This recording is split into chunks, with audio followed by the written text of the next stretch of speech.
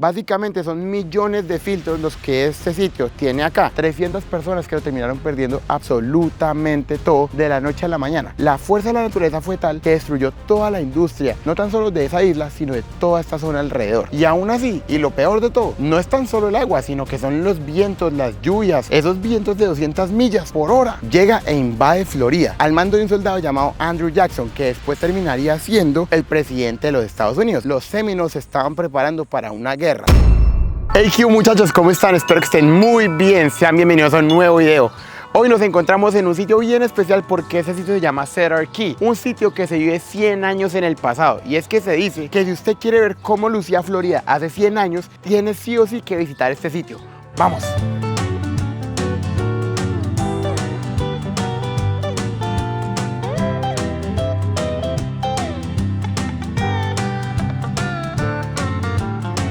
De hecho, la gran mayoría de personas viene a este sitio precisamente a eso, a ver un poco de cómo lucía el Florida antiguo. Sin embargo, para mí eso no es suficiente y me puse a investigar y este sitio tiene una historia bastante interesante. Y es que alrededor de la historia, Cedar Key ha sido bien importante por su ubicación estratégica.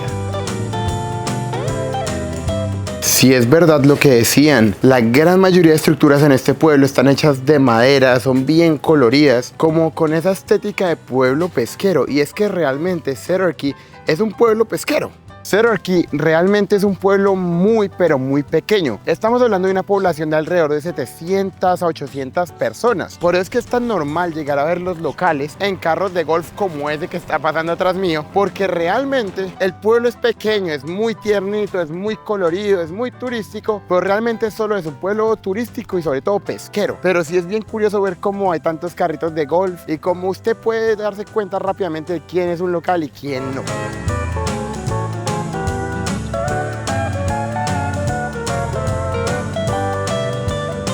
Algo que realmente me sorprende de este sitio es lo callado que es. Son las 10 de la mañana y realmente miren, no hay carros, muy poca gente. Sí se siente como un sitio medio fantasmático, la verdad.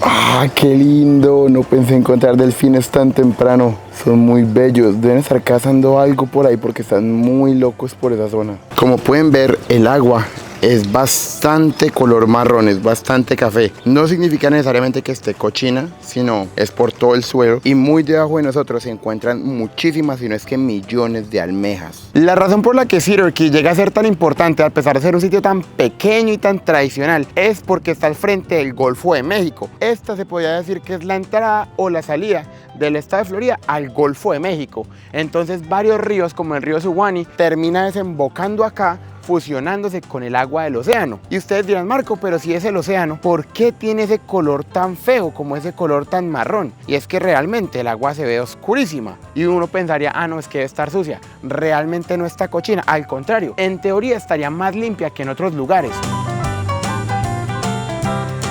Las almejas son animales muy interesantes porque aunque uno las ve ahí cubiertas y que nunca se mueven, ellas realmente tienen una función muy importante en el ecosistema. Lo que ellas hacen es que tienen un pequeño bracito. Con este pequeño brazo se mueven alrededor del fondo del agua. Cuando ya encuentran un buen sitio, se entierran por medio de una manguera, empiezan a respirar y empiezan a consumir nutrientes de esta agua. El agua les entra por esa manguera, ellas la filtran y la vuelven a botar. Básicamente son millones de filtros los que este sitio tiene acá. ¿Y por qué Cedar Key es la capital de las almejas? Muy simple, por esa condición tan particular de este sitio, que el agua no sea clara, sino que el agua sea muy marrón, porque todo el suelo de esta área es bastante lodoso y es el ecosistema perfecto para que ellas se reproduzcan. Esa es la razón por la que aquí hay tantas. Oh, eso está muy cool. Desde aquí podemos ver las almejas. Brutal, son muchísimas. Eso de ahí es una almeja y si ven cómo está respirando, ella está filtrando el agua. Si prestan atención, de ese sitio están saliendo burbujas. Bueno, esas burbujas provienen de una almeja que está enterrada. Se entierran, respiran, toman nutrientes y empiezan a botar burbujitas. Básicamente el agua de ese sitio tiene unos filtros naturales 24/7 y estamos hablando de millones de almejas. Todas estas columnas básicamente se las comió esa clase de lodo junto con las almejas. Las almejas también son curiosas porque ellas les gusta amontonarse unas encima de otras. Así mueran, se acumulan así. Si usted se llegara a caer en ese lodo, sería bien difícil salirse. Y es que es un lodo especial, básicamente algo parecido a las arenas movedizas. Y los niveles del agua en este sitio también siempre van cambiando. Hay veces la marea llega hasta acá arriba y otras veces la marea está, como por ejemplo el día de hoy. Otra de las razones es que al ser la desembocadura de varios ríos, y es cuando básicamente el agua del océano se termina fusionando, esos ríos del interior del estado de Florida traen en sí diferente materia vegetal, traen cuerpos de animales, una que otra contaminación, que realmente no está tan mal porque muchos ríos limpios terminan desembocando acá, pero obviamente toda esa agua y toda esa materia vegetal pues termina llegando a esta zona, por eso que también el agua se ve así.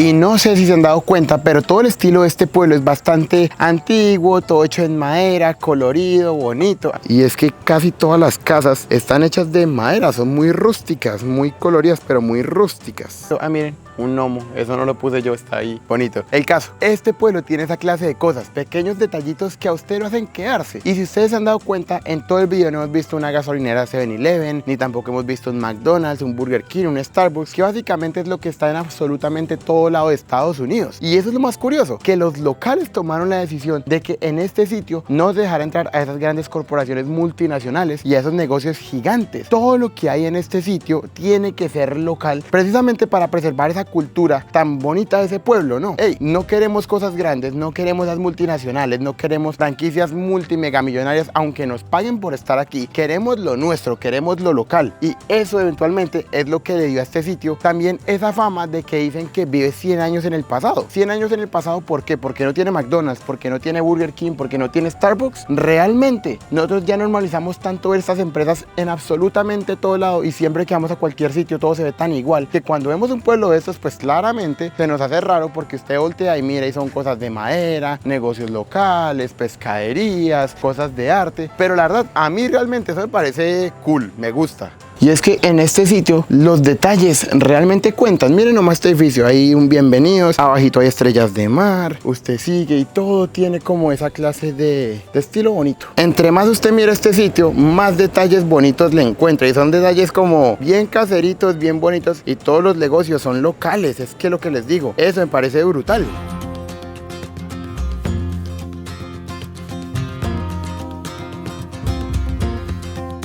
Este sitio es uno de los mejores para ir a pescar y hay varias locaciones interesantes. Esta aquí es una de las principales y ustedes saben que a mí la pesca me gusta, entonces vamos a chequearla muy rápidamente y si nos gusta hasta podemos pescar más tarde.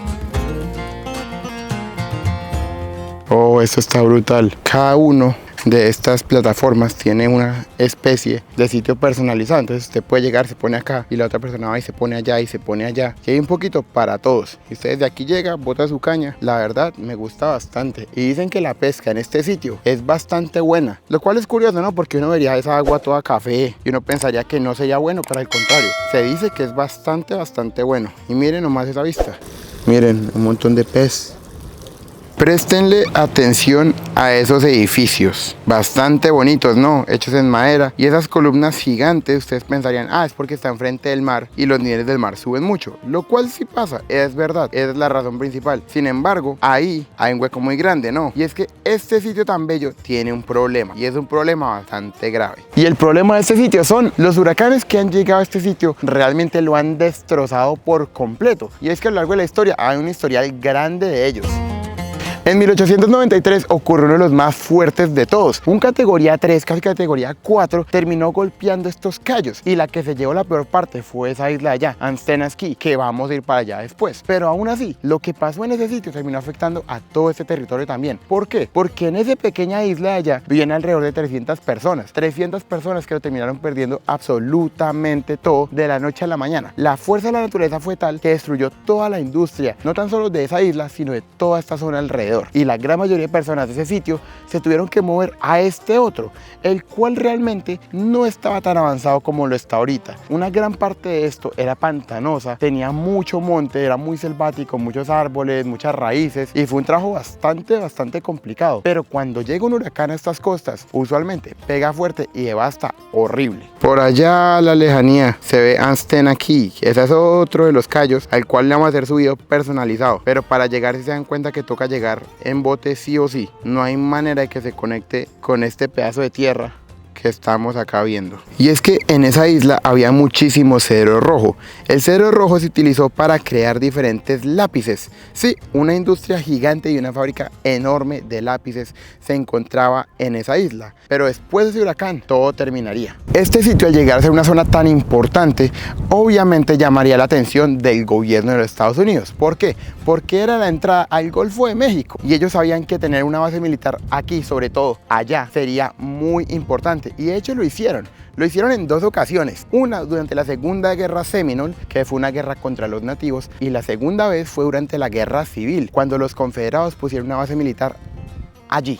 Miren, aquí he hecho una clase de playa, que aunque tal vez no es tan bonita como un Daytona o un San Agustín, igual está bastante bien. Una zona bastante bonita. Hay playa, lo único es el color del océano, que no es tan lindo, pero si el color del océano fuera azul, ese sitio estaría mucho más lleno de lo que está ahorita, porque si ahorita está casi vacío y hoy es un sábado para empezar. Oh, miren esto, está brutal. Alguien hizo esto, todo esto es arena. Qué brutalidad. ¿Y saben qué es lo más chistoso? Que casi destruyó el trabajo de alguien que costó mucho tiempo, porque ahorita allá están los kayaks que les comenté. Mientras espero a que lleguen, pues yo vi como este montículo de arena, y yo no sé por qué pensé en que sería chistoso botarme, pero no, miren eso, está brutal. Wow, un sitio bastante lindo. Me gusta que todo alrededor de este sitio realmente está enfocado en la pesca y en que usted vaya y saque su bote. Hay muchos sitios donde usted puede llegar, botar su bote al agua, su kayak e irse. Y por allá están las otras islas que les comenté al comienzo. A esa visitaremos después. Pero ¿qué tal este sitio? Entre 1850 y 1860, Syracuse se transformó en uno de los sitios más importantes de todo el estado de Florida. Y es que en 1861 se completó el ferrocarril que cruzaba de costa a costa del estado. Eso abrió una puerta inmensa para el comercio y para mover productos alrededor de todo este territorio. Este ferrocarril conectaba Fernandino Beach, que quedaba en el Atlántico, con Syracuse, que quedaba justo al frente del Golfo de México. Incluso acá en la playa ustedes pueden ver que hay muchas ostras. Y es que esa es una de las razones por las que hoy no traje mi kayak inflable, porque son bastante puntiagudas. Si usted pone su kayak ahí y es inflable, muy probablemente se le vaya a pinchar, porque eso tiene bastante filo. Y eso que eso ya no están vivas, esas son las muertas. Las vivas deben estar un poquito más adentro.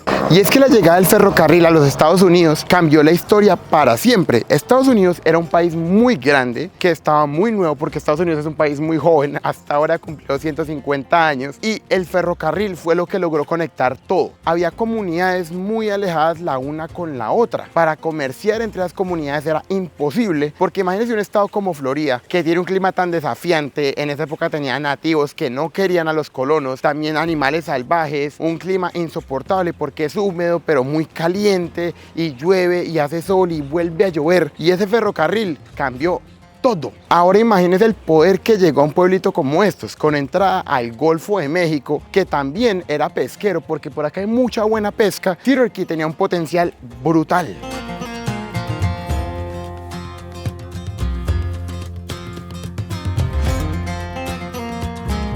Ahorita este sitio realmente no se ve muy bonito que digamos, pero créanme, de un momento para otro la marea llega y termina llenando todo este sitio nuevamente. Es impresionante lo rápido que el agua llega a cambiar. La marea se puede poner muy violenta de un momento a otro, como también puede bajar. Eso es lo interesante de este sitio, y también es una de las razones por las que el territorio llega a ser tan lodoso. Agua entra, agua sale, agua entra, agua sale, y eso básicamente termina moviendo también todo el terreno.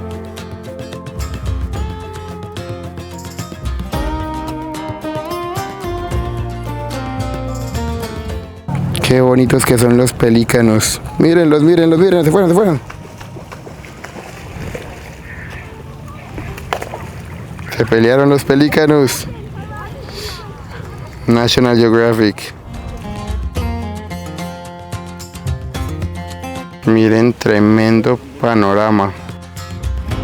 Esos de ahí son resultados de los huracanes. Del último que pegó acá fue en 2024, un huracán llamado Helene. Ese huracán pegó muy duro en esta zona. Realmente los niveles del agua llegaban a ser tan altos que pasaban mi rodilla. Imagínense eso. Y la fuerza y los vientos de 200 millas. ¡Qué miedo! El huracán a finales de 1800 llegó a ser tan trágico, no tan solo porque desplazó una comunidad de más de 300 personas, no tan solo porque destruyó una industria entera de lápices, sino porque nadie la renovó. Estas empresas gigantes de lápices se dieron cuenta de que realmente aquí no era buen negocio montar toda esa infraestructura, porque ¿qué pasaría si otro huracán llegara a estas costas? Lo cual ya sabemos que ha pasado múltiples veces alrededor de los años, por lo que se fueron. Al momento en el que esas empresas de lápices se fueron, la industria en esta zona cayó, pero bueno, por lo menos podían seguir comerciando bastante por medio del ferrocarril. Pero después de que el ferrocarril dejó de estar a la moda, se puso medianamente viejo y llegaron más innovaciones, las carreteras, todo eso, este pueblo quedó casi olvidado. El ferrocarril, uno de esos ingresos más importantes, terminó olvidado porque ya pasó de moda, ya nadie le importaban los ferrocarriles, las empresas de lápices se fueron, lo cual era la industria en este sitio, y lo único que realmente les quedó fue ser un pueblo pesquero y obviamente vivir un poco de ese turismo que tanto atraía a las personas.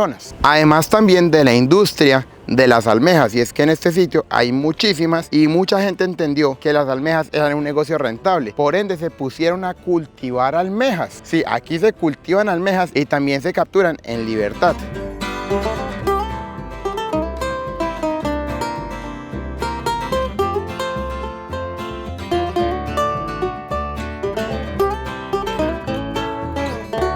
Debido a que el nivel de la marea llega a cambiar tanto en este sitio y tantos huracanes llegan a golpear, ya hasta las nuevas construcciones traen unos pilares mucho más gruesos, y es que ya saben que este sitio es conocido por eso, pues lo mejor que les queda hacer y lo único que les queda realmente es prepararse.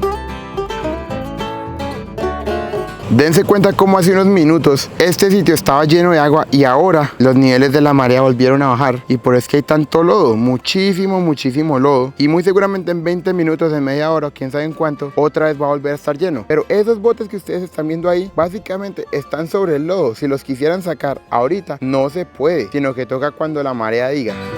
Todo eso que parecen piedras realmente son almejas, muertas, vivas. Por eso es que también los pájaros te dan un festín. Cuando la marea está baja, ellos pueden salir a comer.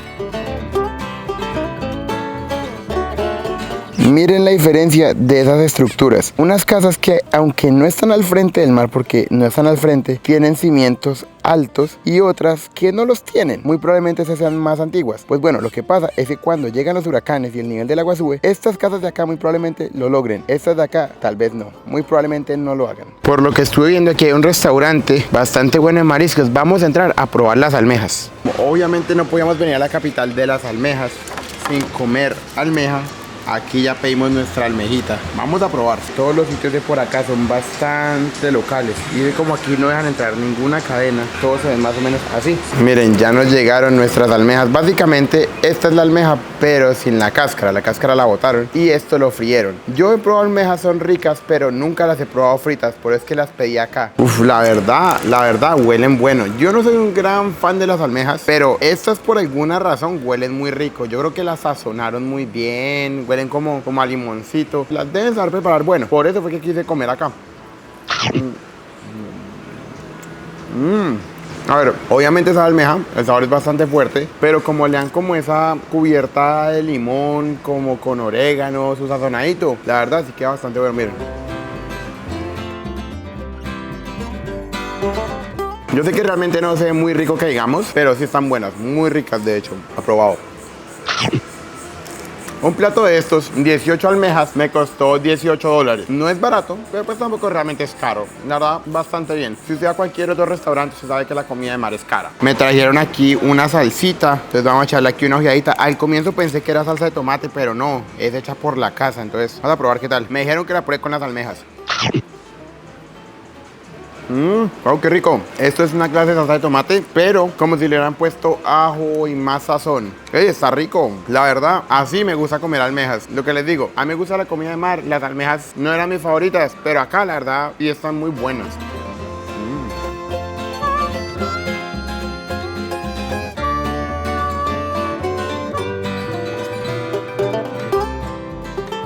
Presten atención a esta joyita que nos encontramos. Una casa que claramente quedó devastada, muy seguramente por huracanes, se nota en la estructura y así quedó. Eso es lo que pasa cuando no se ponen esos cimientos gigantes. El agua viene y destruye lo que se encuentre.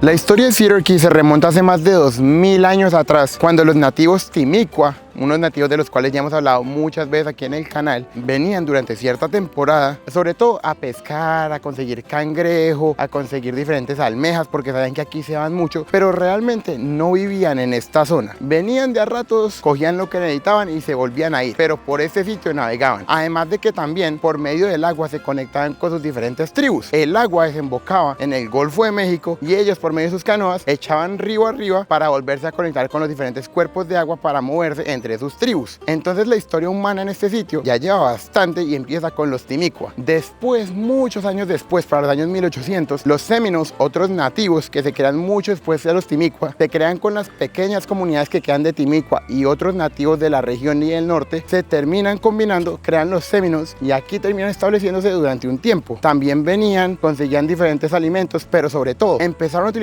Cedar Key y otros sitios alrededor como un sitio para mover y contrabandear productos. Los Seminoles tenían bastantes problemas con el ejército de los Estados Unidos, una nación recién creada que realmente no quería a los nativos. Entonces los Estados Unidos lo que querían hacer era expropiar, quitarle las tierras y mandar todos estos nativos americanos a una zona por allá en el norte. Querían meter a todos los nativos americanos sin importar las creencias, todo eso en un mismo sitio para tenerlos controlados, mientras que ellos se quedaban con todo este sitio. Muchos nativos americanos, entre ellos los Seminoles, no se quisieron dejar. Por ende empiezan las guerras Seminoles. Muchos de los nativos que vivían en la parte del norte tuvieron que escapar hacia el sur. ¿Por qué el ejército estadounidense no podía atacar la Florida exactamente? Bueno, porque en esa época Florida le pertenecía a España. España, una nación con la que los Estados Unidos había tenido muy buena relación, que les ayudó en la independencia porque ellos les daban armas y pólvora, y además de eso, pues realmente no querían un conflicto con España, pero se cansaron de que los nativos se quedaran en Florida y que muchos de los esclavos que se encontraban en el norte cuando se escaparan venían directamente a Florida. En algunos casos llegó a haber Seminoles que eran negros, Seminoles que eran africanos. ¿Cómo pasó eso? Pues se volaban del campo de algodón, se venían hasta Florida y los Seminoles los convertían en nativos y el ejército estadounidense se cansó. La primera guerra Seminole terminaría cuando el gobierno de los Estados Unidos, cansado de esto, llega e invade Florida al mando de un soldado llamado Andrew Jackson, que después terminaría siendo el presidente de los Estados Unidos, un tipo muy importante. Este tipo llega, entra en Florida, destruye aldeas, mata españoles y dice: bueno, España, ustedes están muy lejos, nosotros los Estados Unidos somos una nación joven, pero ya tenemos poderío militar, ustedes ni siquiera están acá, o nos venden Florida o simplemente se las vamos a quitar. España no fue boba, firmó un tratado, realmente a España nunca le importó mucho Florida y los nativos ya no estaban a salvo en esta zona. ¿Por qué?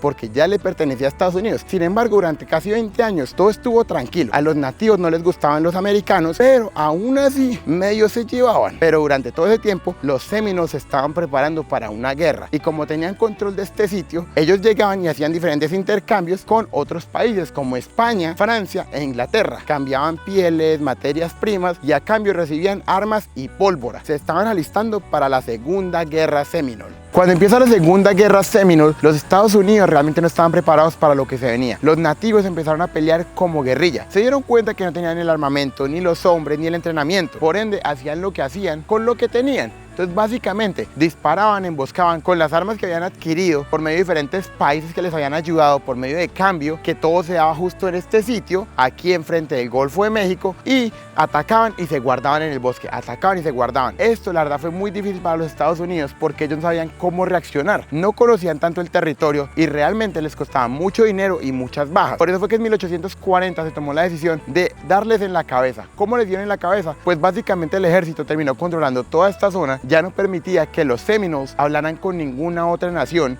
De esta manera se quedaron sin armas, se quedaron sin munición y ya no podían pelear una guerra de tú a tú como lo estaban haciendo. ¿Usted cómo puede ganar una guerra sin armas? En 1942, en uno de los cayos de este sitio, en el que vamos a visitar en el siguiente video, resulta que se dio la paz. Nunca se firmó un tratado, simplemente el gobierno se fue, los Seminoles que quedaron se escondieron y pasó el tiempo hasta 1860, cuando llega la guerra civil, donde el ejército de los Estados Unidos implementa una base militar en uno de los cayos de esta zona porque sabía que era importantísimo para que ellos pudieran mover el comercio. Con el ferrocarril y además de todo, con la entrada del Golfo de México, podían moverse alrededor de todo el estado sin ningún peligro. Pero este sitio terminó siendo conquistado por la Unión. Los confederados eran las personas del sur que apoyaban la esclavitud, los del norte no apoyaban la esclavitud. Ellos sabían que este sitio era de vital importancia y por esa razón le hicieron lo mismo que le habían hecho a los nativos. Terminaron tomando control de este sitio y ya no permitían que los barcos pudieran utilizar ninguna de estas aguas, pero también bloquearon el ferrocarril. Sin ferrocarril y además de eso, sin entrada al Golfo de México, terminaron perdiendo la guerra. Fue uno de los factores importantes. Recuerden que en una guerra no todo es bala y cañones, sino que es logística. Cómo usted va a mover tropas, cómo usted va a mover recursos. Y aunque estos pequeños callos realmente no parezca que tengan mucho, y muchos de ellos son fantasmas hoy en día, fueron logísticamente muy importantes. De ahí la importancia de todo este sitio.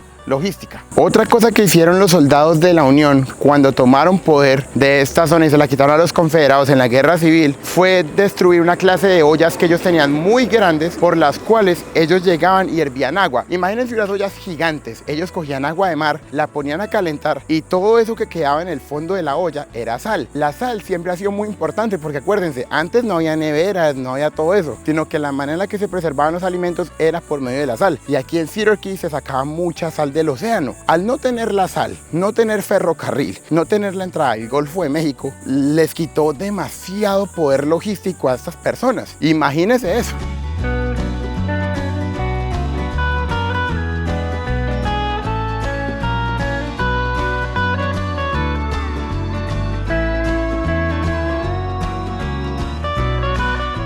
Acá podemos ver un poco de los niveles donde el agua ha llegado durante los diferentes huracanes. Miren este huracán, huracán Helene, no fue hace mucho, 2024, mucho más alto que yo. Miren esto, a la misma altura que esas casas, gigante. Y es que mire eso, yo mido 1,76, mire hasta dónde llegaba el nivel del agua, o sea, que no es bajito, y aún así, y lo peor de todo, no es tan solo el agua, sino que son los vientos, las lluvias, esos vientos de 200 millas por hora. ¡Qué miedo! De razón esas casas quedaron como quedaron. Un pueblo demasiado pequeño, demasiado colorido. La verdad estaba bonito. Alrededor de todo este sitio hay varios museos históricos con colecciones antiguas, cosas que se encontraron de los nativos, cosas de la guerra civil. Hay muchos museos pequeños que, si usted tiene la oportunidad, vaya y déles la vuelta porque fijo encuentra algo bonito, algo interesante. Hoy la verdad yo no voy a ir a ninguno porque me enfoqué un poco más en la ciudad, pero si usted quiere, va a encontrar varios museos así, como este atrás mío es otro. También, como todo es local, hay tiendas pequeñas de cosas bonitas, ¿sí me entiende? De las cosas que le gustan a las mujeres, pequeñas maricaditas, como le digo yo. Camisas, chaquetas, banderitas, postrecitos, toda esa clase de cosas usted las va a encontrar por acá.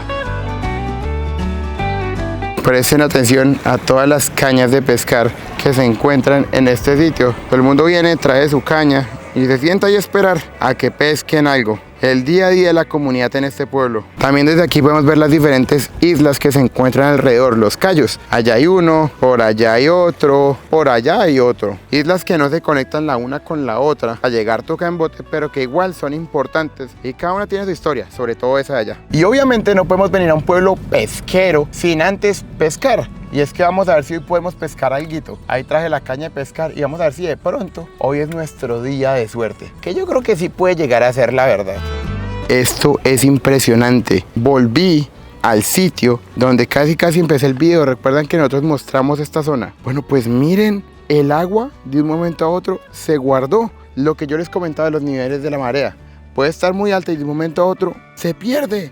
Pero es que es tan lodoso. Todo eso es un lodo muy espeso, muy denso, en el cual es difícil caminar. Obviamente las almejas y las ostras están ahí debajo de nosotros, pero qué impresión cómo hace unos minutos, literalmente hace 2 horas o un poco más, este sitio estaba lleno de agua y mírenlo ahora, como un pantano. Y con este lance vamos a llegar a la conclusión de este video. Quiero que usted me deje aquí en los comentarios qué le pareció Syracuse. Un sitio que realmente yo no conocía mucho, pero que siento que vale mucho la pena. Un sitio muy bonito, que es la entrada al Golfo de México, que quién diría que... Uy, un delfín, ¿vieron eso? Que quién diría que durante a lo largo de la historia muchos nativos venían acá a coger cangrejo, ostras y un montón de cosas más. Después se logró convertir en la base militar durante la guerra civil y también fue una base durante la guerra Seminole contra los nativos. Por este sitio se traficaban armas, se traficaban telas, se traficaba pólvora y un montón de cosas más. Un pueblo muy a la antigüita, de esos que usted ya casi no ve. Si en dado caso llegar a agarrar algo les mostraré. Listo, los quiero mucho muchachos, nos vemos otra semana. recuerde, tenemos Instagram, Facebook, TikTok. Entonces si usted puede por favor ver el video hasta el final, apoyarme con un like, con un comentario, se lo agradecería muchísimo porque eso me ayuda un montón. Los quiero mucho muchachos, espero que les haya gustado el video, que hubieran aprendido un poco y nos vemos otra semana. Chao, chao.